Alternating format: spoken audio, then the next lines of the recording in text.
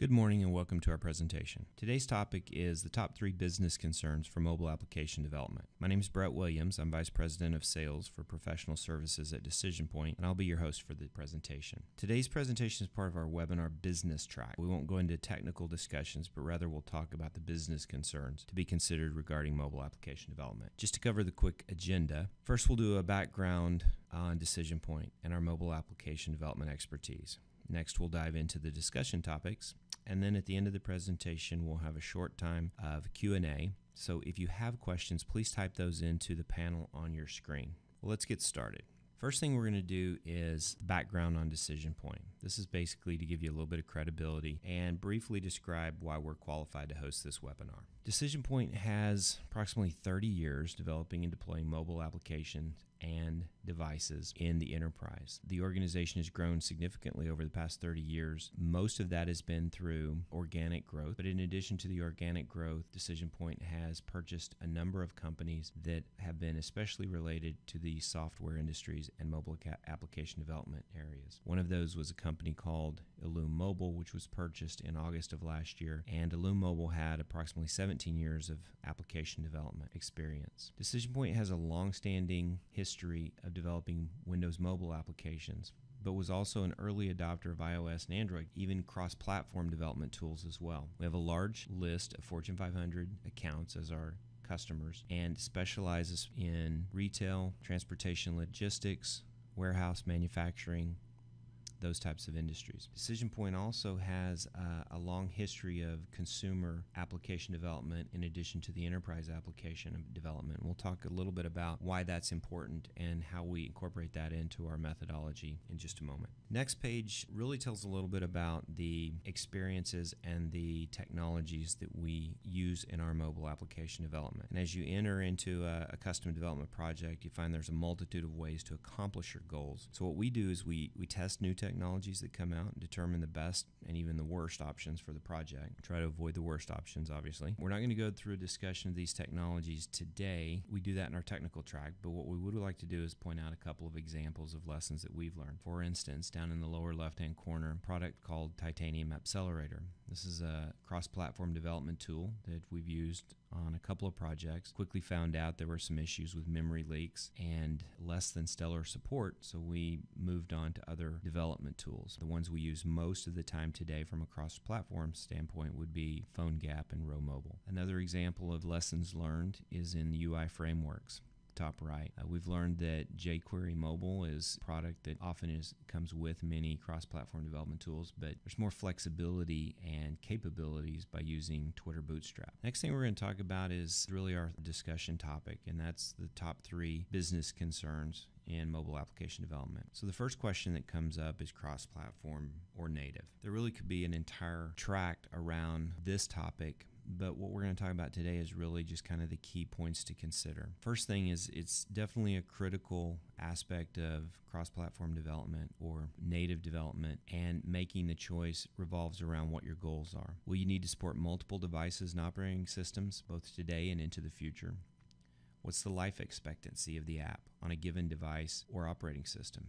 Do you need it to last to cover a specific term, or is it something that needs to be built upon many times over the future years? What features of the device will you be using? GPS, scanning, magstripe readers, contacts, phone. Those are all capabilities of devices today, smartphones and ruggedized devices, that need to be considered. What communications are required? Do you need wide area network or local area network? Is it going to be used within the 4 walls? Will it be consumer-facing or just an enterprise application, or both?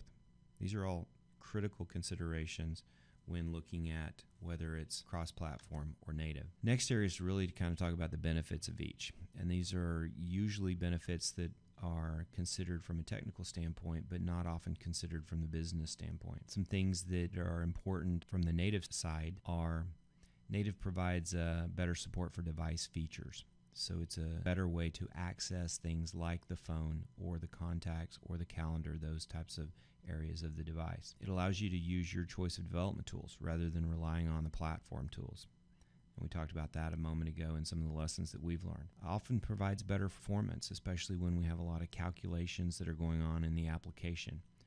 Native doesn't have to go through the cross-platform layer, often provides better graphics capabilities. So if we have an application that we're building that is highly graphical, it may be better to go with native and build for native across the multiple platforms. Features are often available ahead of cross-platform tools. So as new features come out on the devices or in the operating systems, they're typically available in the native code prior to cross-platform code. As far as the benefits of cross-platform, obviously the majority or the most important one is that it may be used across multiple platforms. It won't always be available for all the platforms, but it's definitely an option to consider. Lower overall cost if multiple devices or operating systems are used. We'll definitely have a lower overall cost with a cross-platform tool, especially whenever you have to build multiple versions for the various operating systems, which also goes toward shorter development cycles. Plugins are often available to shorten the development time, so there's code that has been written to accomplish specific tasks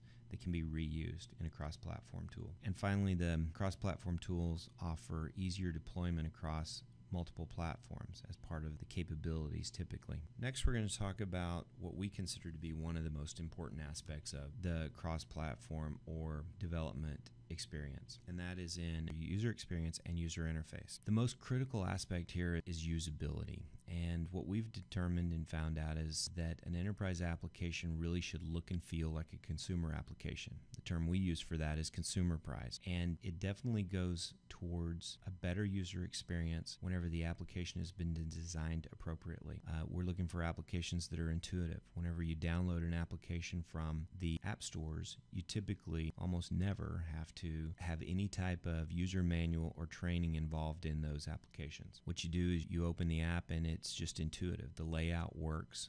The navigation is easy to understand. You're able to zoom and pinch to be able to move around the application. Icons make sense. And ultimately this works for a better user adoption and allows for an application that customers like using or users like to use versus something that's more cumbersome or makes their jobs more difficult. And ultimately, what we're seeing in a lot of new application development is that it's just more fun to use. Gamification is actually being deployed in many of the applications these days to help the user be more productive. We're going to talk in the next few slides and go over some examples of what we do in this user experience, user interface area of application development. So this first slide is an example of part of what we call an archetype. This is a database flow diagram, just showing an example of how data will flow throughout the application, including cloud-based systems. This next slide has three different elements to it. The top left is an app or a drawing that shows application flow. The top right is a drawing that shows the database architecture for this specific application. And then the bottom diagram shows examples of mock-ups and screenshots that would be deployed and into the application, also showing part of the application workflow. All of this development of materials up front is critical in providing the development cycle with a smooth process and how the application looks and feels. So once we deploy or employ these various design elements, we put together some slides that show before and after on some applications that we've done. First slide shows a Windows mobile version of an eCitation application. Very basic in design.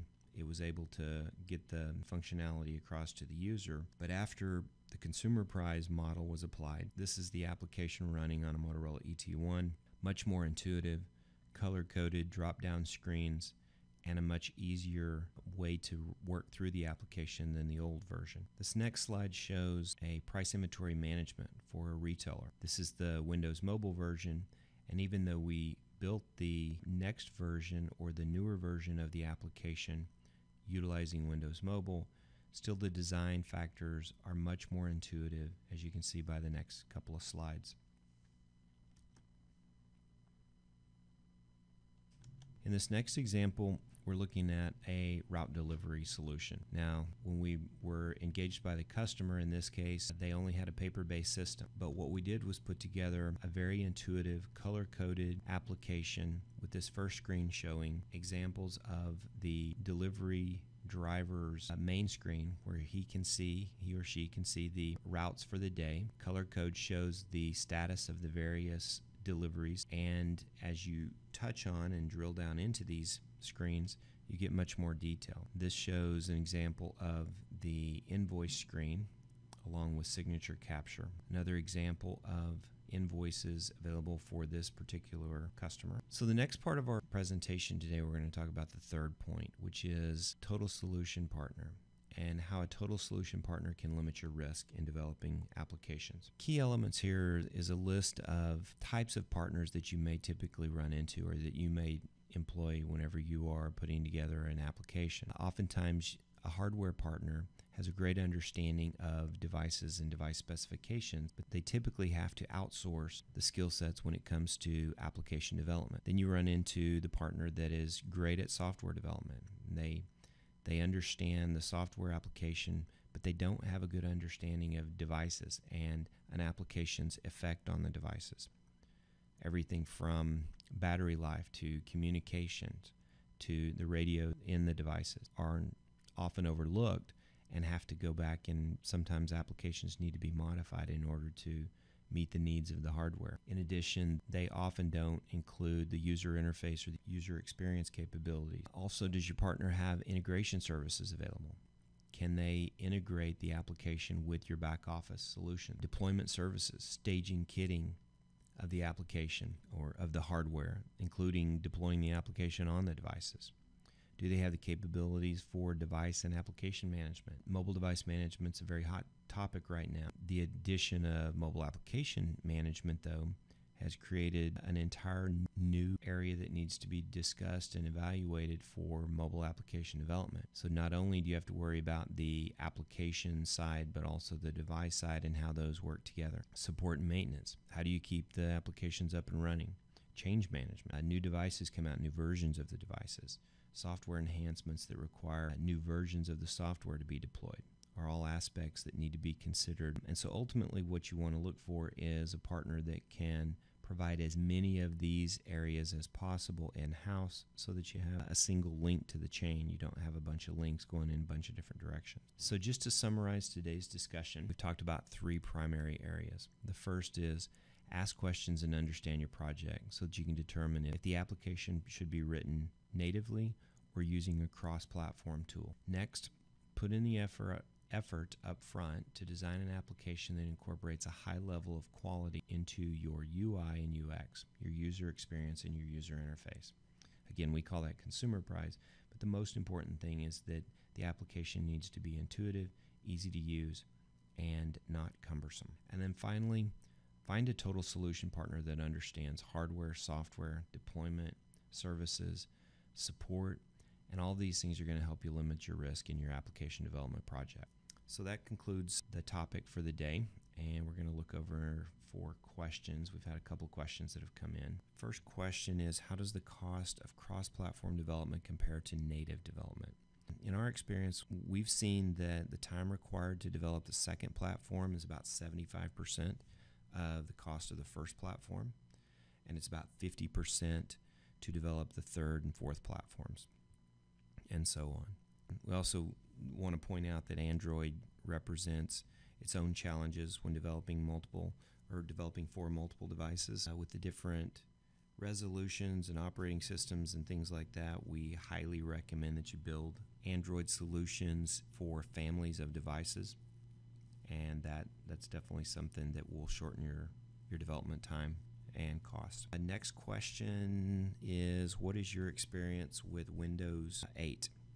And so far we've had limited real-world project experience because our customers have kind of been in a wait-and-see mode, and obviously the newer versions of the operating system continue to come out. We do have a couple projects that we're looking at. I do know that our developers have played with the operating system and really like the capabilities and the opportunities for integration with the Windows environment. And one more question just came in. You mentioned gamification. Do you have anyone successfully using gamification in their business app? We don't have anyone that's currently using gamification in a production app. We do have a couple of projects where we have proof of concept using gamification. In these examples, users get points for completing tasks, and The goal for the company is to collect this information and these points and reward points or reward employees for being more productive with prizes, and even one company is looking at a trip for the employee that has the highest rank in the gamification. That's the last of the questions. So this concludes our webinar. We appreciate your time today and hope you'll join us for more educational mobility webinars in the future. If you'd like more information about any of these webinars or any of the mobile application enterprise series, please contact your sales rep, or you can contact Brad McKenzie at BMACKENZIE@DecisionPT.com. Again, thanks for your time. Have a great day.